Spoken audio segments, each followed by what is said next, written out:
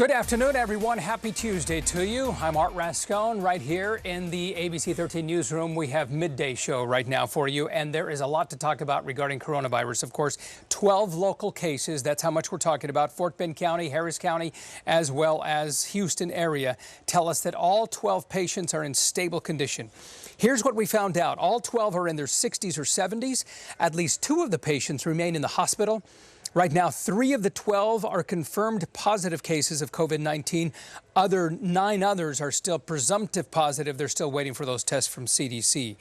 And right now, several individuals with HISD are self-isolating themselves for 14 days. It's a self-quarantine, essentially, either because they recently traveled to a country or had contact with someone who traveled to a country that was under the CDC travel warning list, or coming in close contact with someone who possibly did as well. So they are under self-quarantine. The district wants everyone to know that there are no confirmed coronavirus cases in HISD. However, as a precaution, they are now deep cleaning the schools attended by people under self-isolation. Now, that includes fogging all rooms with CDC recommended disinfectant, cleaning all air ducts. And at every campus, the district is cleaning and disinfecting doors, handles, desks, other frequently touched areas as well. Staff is also making sure there is enough soap, paper products, and cleaning supplies on hand. Buses are also being sanitized.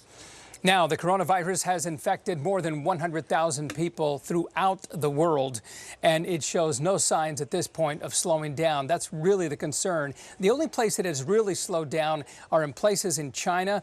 Those areas have, in some places, have been decreasing. But a recent medical study says it takes about 5 to 6 days for actually someone to show symptoms of this. ABC's chief medical correspondent, Jen Ashton, explains just how the virus attacks the body. You're exposed to the virus through your eyes, nose, mouth. That's your mucous membranes, either in respiratory droplets from touching your face, as we just heard in Stephanie's piece, or from coughing or sneezing from someone who's already infected. Then once that virus goes into your body, it attaches to a specific receptor in the lower respiratory tract and then starts to multiply. After an average of approximately 5 to 6 days, then you may start showing symptoms. And this is very variable because, again, we know that majority of people have mild symptoms. Some may not show any symptoms, but fever, cough, body aches are some of them. And then for a few, George, we think that then the virus can then go on to cause severe pneumonia, respiratory distress, and in some cases, something called septic shock or multi-system organ failure. Now, of course, that is under a very, very small percentage who suffer actually that. Now, here are the facts here. Coming over the next couple of weeks here, most major airlines cutting flights due to a decline in demand amid the coronavirus. Delta plans to reduce domestic capacity by 10 to 15% and international capacity 20 to 25%. JetBlue cutting 5% of flights, considering voluntary time off programs. United is reducing its international schedule by 20% and its domestic schedule by 10%, and has instituted a hiring freeze through June the 30th. American, as you can see there, domestic capacity down by 7.5%.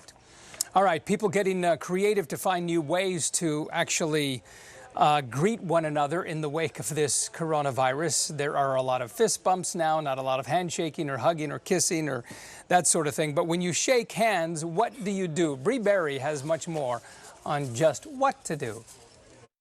When you can't shake hands, well, you've got to get creative. The president of the World Health Organization recently tweeting out, you can put your hand over your heart when greeting someone.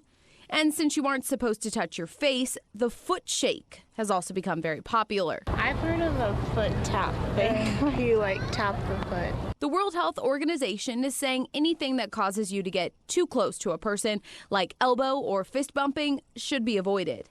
Raheel Ramzanali with our partners at ESPN 97.5 sent us this video of how they greeted each other at the Roughnecks game over the weekend. Hey, the boys are at it. As new etiquette emerges, you can choose one of the following instead of a handshake: imitating a fist bump, bowing, share an air five, tip your hat, nod your head while making eye contact, and simply just say hello. One lifestyle and etiquette expert tells me it's acceptable to not shake someone's hand during these uncertain times, but you should explain to the person why. And there is something new called social distancing. That's what's happening here. The coronavirus also impacting the world of sports. The Ivy League presidents just announced the cancellation of their upcoming men and women's basketball tournaments. That means the league's regular season champions, the Princeton women and Yale men, will be the automatic qualifiers to the NCAA tournaments. Big news there indeed. All right, fears over contracting the virus has sparked panic among shoppers because everyone is running to the store trying to collect on that toilet paper as well as other cleaning products. So here's what they recommend as well. An amusement park owner in the UK is actually poking fun at the chaos by putting those products in the park grabber machines. You know of those machines that you put coins into and try and grab? Well, there they are, toilet paper in those machines. They've been used now as toys, replaced as toys, though. But those who have been replaced with toilet paper and sanitizers as well, it costs about 65 cents for 3 tries to grab the paper, $1.30 for 3 tries for the sanitizer, by the way, if you want to make an attempt. It's always difficult, though. It never seems to work. McDonald's is giving its iconic Big Mac a makeover. Beginning tomorrow, you can satisfy your craving for the fast food burger, no matter what size appetite you have. The restaurant chain is adding a Little Mac and a double Big Mac to the menu. The Little Mac has 1 beef patty, while the double Big Mac has 4 patties. Just in case you forgot, the regular Big Mac comes with 2. And that does it for Midday right now. We'll be back, of course, tomorrow, midday, right here, same time, same place. We'll have much more on the coronavirus. We have it all covered right here for you on ABC13.com. Have a terrific day, everyone. Make it great.